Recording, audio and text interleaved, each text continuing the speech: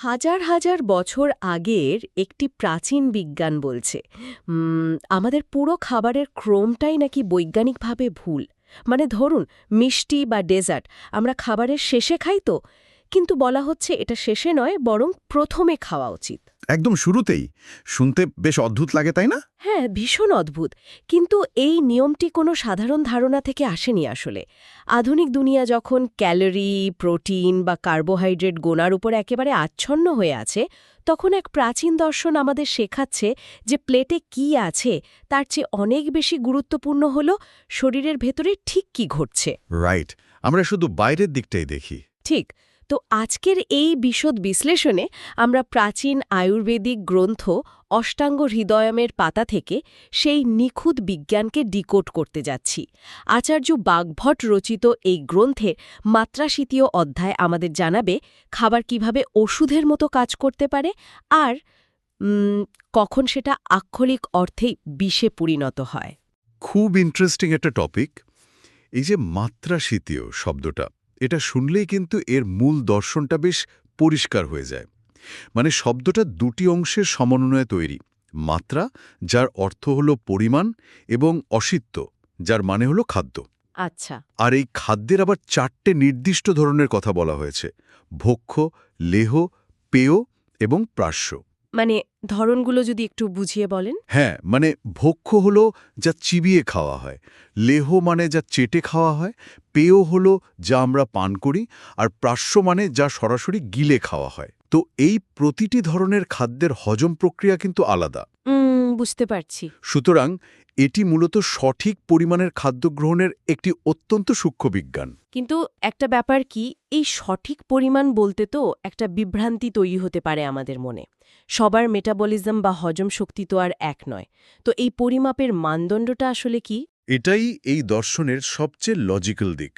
এখানে কোনো fixed rule বা ওই নির্দিষ্ট মাপকাঠির কথা বলা হয়নি।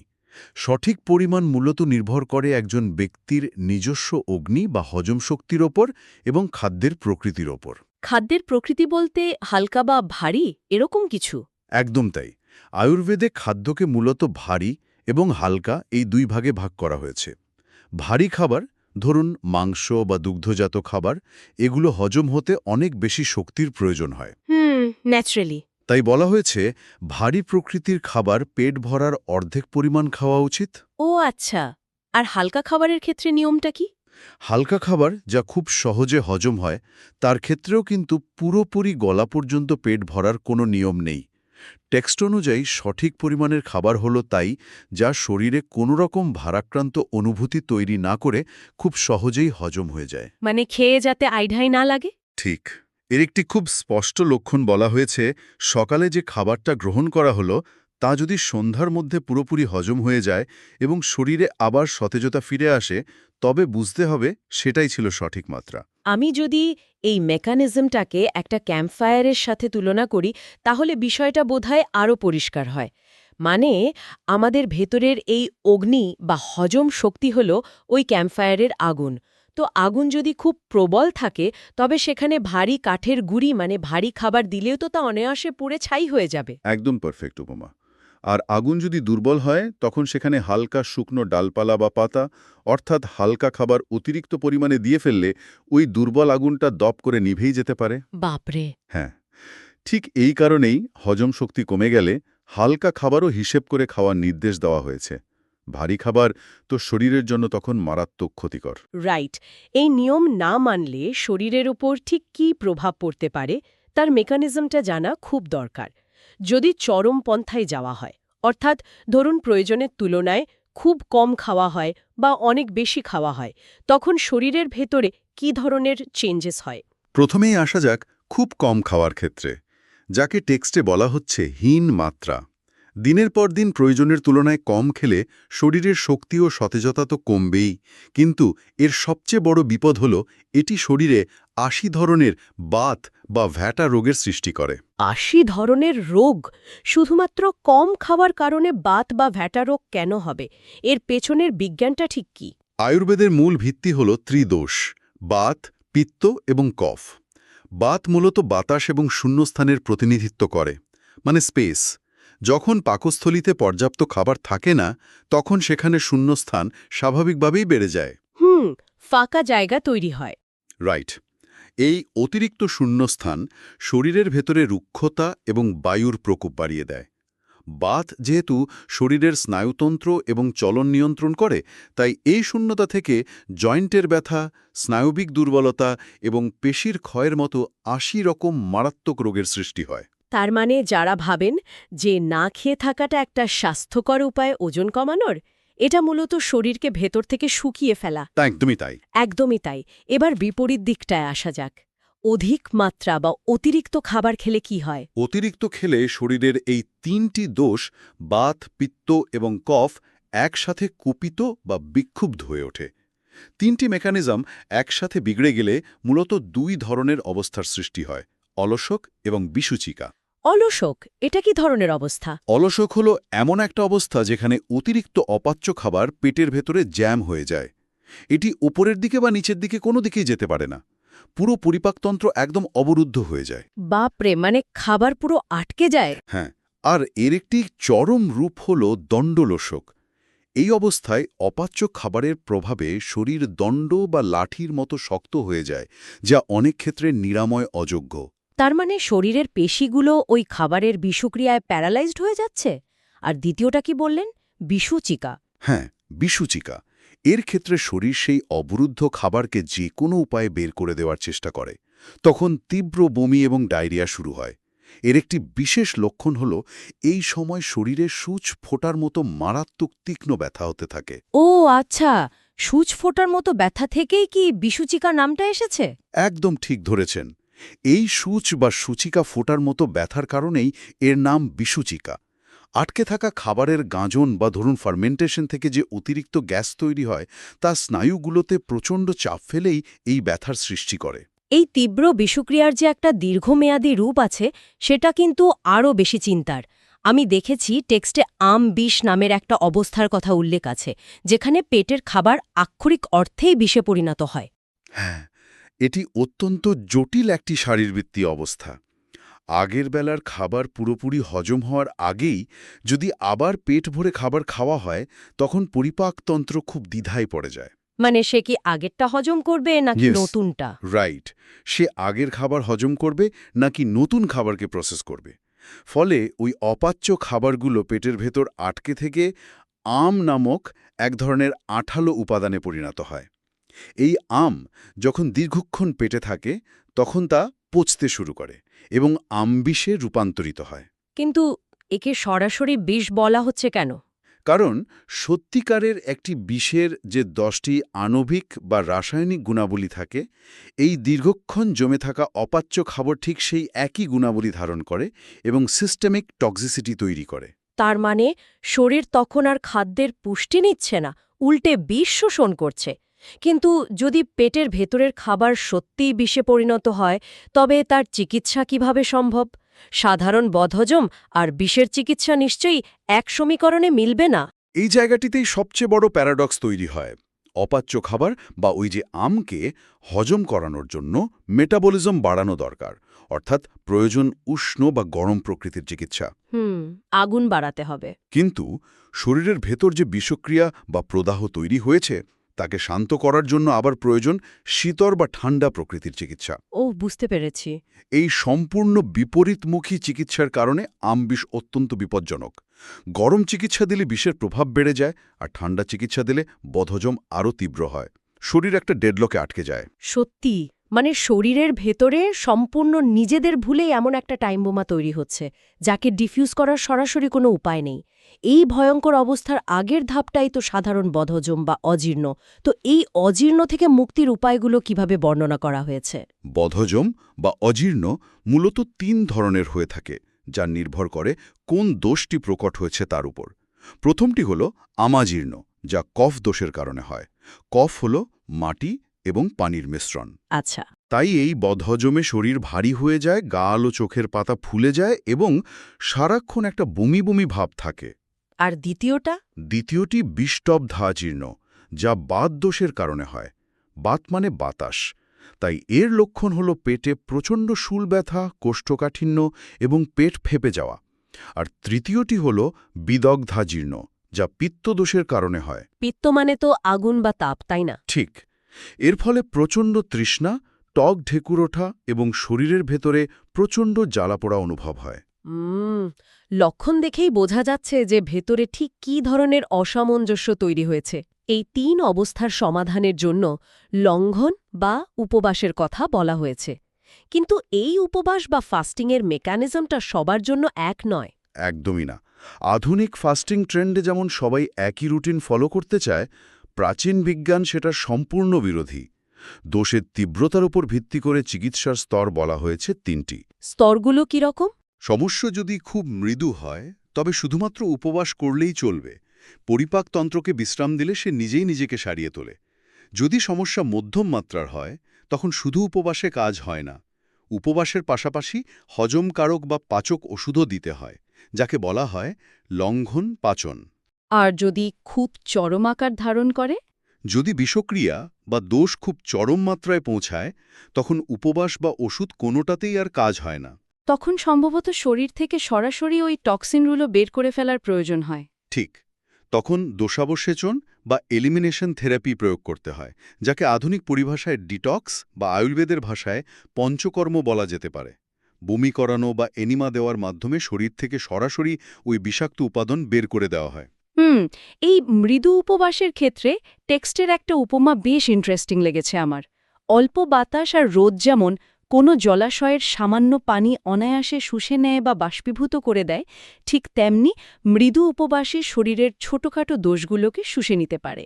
অসাধারণ একটা উপমা। হ্যাঁ, এটি আসলে প্রকৃতির নিয়মেরই প্রতিফলন। তো এবার এই সমস্যাগুলো যাতে তৈরি না হয় সেদিকে একটু নজর দেয়া যাক। খাবার গ্রহণের ক্ষেত্রে ৩টে সুনির্দিষ্ট ভুল অভ্যাসকে পুরোপুরি বর্জন করতে বলা হয়েছে। প্রথমটি হলো সমাসন, মানে উপকারী খাবারের সাথে ক্ষতিকারক খাবার একসাথে মিশিয়ে খাওয়া। হ্যাঁ, আর দ্বিতীয়টি অধ্যাসন, আগের খাওয়া খাবার হজম হওয়ার আগেই আবার খাওয়া। আর তৃতীয়টি হল বিষমাসন। বিষমাসন বলতে কি অসময়ে বা ভুল নিয়মে খাওয়া বোঝানো হচ্ছে? হ্যাঁ, ধরুন যখন ক্ষুধা নেই তখন খাওয়া, আবার যখন প্রচণ্ড ক্ষুধা তখন না খেয়ে থাকা, অথবা পরিমাণের কোনো ঠিক না থাকা। এই অভ্যাসগুলো মেটাবলিজমের পুরো ছন্দটাকে নষ্ট করে দেয়। এবার সেই শুরুর কথায় ফেরা যাক, যা আমাদের সবচেয়ে বেশি কৌতূহলী করেছিল, খাবারের স্বাদের ক্রম। আধুনিক নিয়মে তো আমরা সবসময় মূল খাবারের পর ডেজার্ট খেয়ে থাকি, কিন্তু প্রাচীন বিজ্ঞান বলছে মিষ্টি বা ভারী প্রকৃতির খাবার, যেমন কলা, আম বা যে কোনো মিষ্টি, একেবারে শুরুতে খেতে হবে। এর পেছনে শারীরবৃত্তীয় লজিকটা ঠিক কী? লজিকটা পাকস্থলীর নিজস্ব রসায়নের সাথে খুব গভীরভাবে যুক্ত। যখন মানুষ খেতে বসে, তখন তার পেটে অগ্নি বা হজম শক্তি সবচেয়ে শক্তিশালী অবস্থায় থাকে। মিষ্টি এবং ভারী খাবারে পৃথিবী এবং জল উপাদানের আধিক্য থাকে, যা হজম করতে সবচেয়ে বেশি এনজাইম এবং শক্তির প্রয়োজন হয়। আচ্ছা, মানে প্রথমে খেলে সেটা দ্রুত হজম হয়। রাইট। শুরুতেই এগুলো খেলে শরীর তার সর্বোচ্চ শক্তি ব্যবহার করে তা সহজে হজম করতে পারে। এরপর খাবারের মাঝখানে খেতে হয় টক এবং লবণাক্ত খাবার, আর একদম শেষে গিয়ে খেতে হয় কটু, শুষ্ক বা তেতো স্বাদের খাবার। কারণ শেষের দিকে হজম শক্তি এমনিতেই অনেকটা কমে আসে। ঠিক বলেছেন। তেতো বা হালকা খাবার হজম হতে খুব বেশি শক্তির প্রয়োজন হয় না। উল্টো এটি মুখকে পরিষ্কার করে এবং হজম প্রক্রিয়াকে প্রশমিত করতে সাহায্য করে। আমরা যদি এর উল্টোটা করি, অর্থাৎ শেষে মিষ্টি খাই, তখন হজম শক্তি দুর্বল থাকায় ওই ভারী মিষ্টিটা আর ঠিকমতো হজম হতে পারে না। ফলে ওই যে আম বা অপাচ্য উপাদানের কথা আগে বললাম, তার সৃষ্টি হয়। বাপরে, পুরো ধারণাটাই আমাদের বর্তমান খাদ্যাভ্যাসকে একদম চ্যালেঞ্জ করে দেয়। এর সাথে আরেকটা দারুণ নিয়ম আছে দেখলাম, পাকস্থলীর বিভাজন।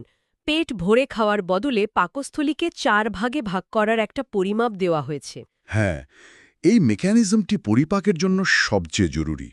পেটের 4 ভাগের মধ্যে 2 ভাগ পূরণ করতে হবে কঠিন খাবার দিয়ে, 1 ভাগ পূরণ করতে হবে তরল বা পানীয় দিয়ে, আর সবচেয়ে গুরুত্বপূর্ণ বিষয় হল পেটের বাকি 1 ভাগ সম্পূর্ণ ফাঁকা রাখতে হবে। পাকস্থলীকে যদি একটা ওয়াশিং মেশিনের সাথে তুলনা করি তাহলে ব্যাপারটা সহজেই বোঝা যায়।